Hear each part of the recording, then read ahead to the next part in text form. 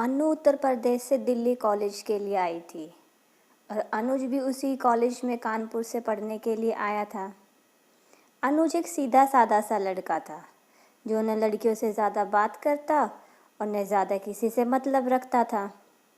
अनुज की यह बात अनु को बहुत अच्छी लगती थी और वह किसी न किसी बहाने से अनुज से बात करने की कोशिश करती थी। अनु दिखने में क्यूट लगती और कुछ ही समय में अनुज और अनु की दोस्ती हो जाती है। अब अनुज धीरे धीरे अनु को पसंद करने लगता है।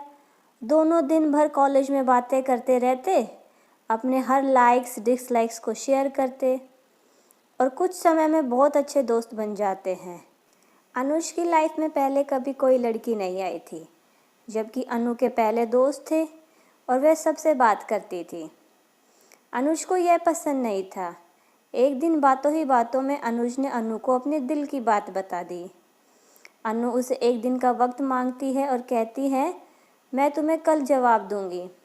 अनु सोचती है, जब अनुज पढ़ने कॉलेज आया था तब वह सिर्फ पढ़ाई पर ही ध्यान देता था और अब उसका पूरा ध्यान मुझ पर रहता है। अगर मैं उसकी गर्लफ्रेंड बन जाऊंगी तो वह पढ़ाई भूल जाएगा और मुझ में ही लगा रहेगा। यही सब ख्याल अनु के मन में होते हैं और दूसरे दिन अनु अनुज को मना कर देती है और कहती है, मैं तो तुम्हें सिर्फ अपना दोस्त समझती हूँ और इससे ज़्यादा कुछ नहीं, और मैं यहाँ पढ़ने के लिए आई हूँ और कुछ करने के लिए नहीं। तुम चाहो तो मेरे दोस्त रह सकते हो। अनुज दोस्ती के लिए मना कर देता है और अनु को बहुत समझाता है, लेकिन अनु कुछ नहीं सुनती है। अनुज को इस बात का बुरा लगता है और वह अनु से बात करना बंद कर देता है। कुछ दिन कॉलेज भी नहीं आता है। अब अनु को भूलकर वह पूरा ध्यान पढ़ाई में लगाता है और ना किसी से ज़्यादा बात करता और ना ही मतलब रखता। देखते ही देखते कॉलेज बीतता जाता है और सब अलग अलग हो जाते हैं। अनुज कॉलेज में टॉप कर जाता है और सबसे पहले नौकरी पा लेता है। अब 2-3 साल बीत जाते हैं। ना अनुज को अनु का पता रहता है और ना ही अनु को अनुज का पता रहता है। अनुज अपनी कंपनी छोड़कर एक नई कंपनी ज्वाइन करता है, जिसमें उसकी पोस्ट पहले से बहुत अच्छी और पगार भी दुगनी रहती है। जब अनुज पहले दिन ऑफिस जाता है तब उसे पता चलता है कि अनु इसी ऑफिस में उसकी जूनियर है, पर वह उस पर बिल्कुल भी ध्यान नहीं देता है और अपने ही काम में लगा रहता है। कुछ दिनों तक ऐसा ही चलता रहता है, पर दोनों एक दूसरे को पहले से जानते थे और एक दिन दोनों को एक प्रोजेक्ट के लिए साथ में बाहर जाना पड़ जाता है। प्रोजेक्ट के बाद ना चाहते हुए भी अनुज और अनु की बात होने लगती है। अनु अनुज को समझाती है आखिर उसने उसको मना क्यों किया था।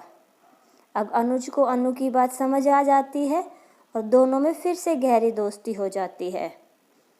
पूरे ऑफिस में दोनों की दोस्ती के चर्चे होने लगते हैं। अनुज सीधा साधा लड़का रहता है और उसको ज़्यादा कुछ समझ में नहीं आता है। अनुज कुछ समय बाद अनु को डिनर पर ले जाकर फिर से प्यार का इजहार करता है। अनु इस बार अनुज को मना नहीं करना चाहती थी, पर उसके पास कोई चारा नहीं है क्योंकि कुछ ही दिनों में उसकी शादी होने वाली होती है। अनु अनुज को अपनी शादी की बात बताती है। इस बार अनुज का दिल पूरी तरह से टूट जाता है। वह बिना कुछ कहे वहाँ से चला जाता है।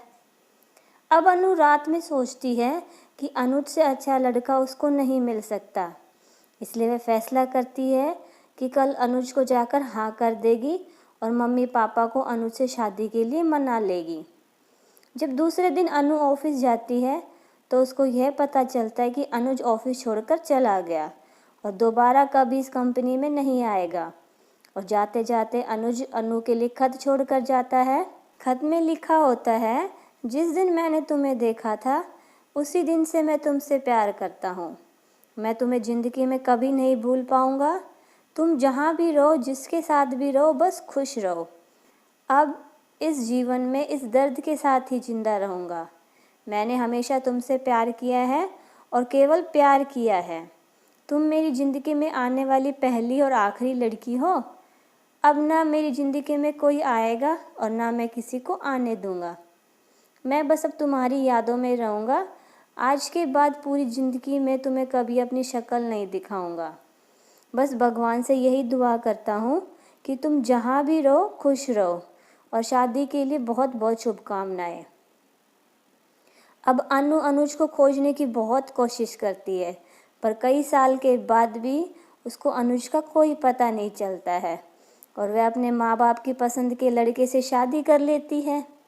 इस तरह से दोनों हमेशा के लिए एक दूसरे से बिछड़ जाते हैं और दर्द के साथ अपनी ज़िंदगी व्यतीत करते हैं।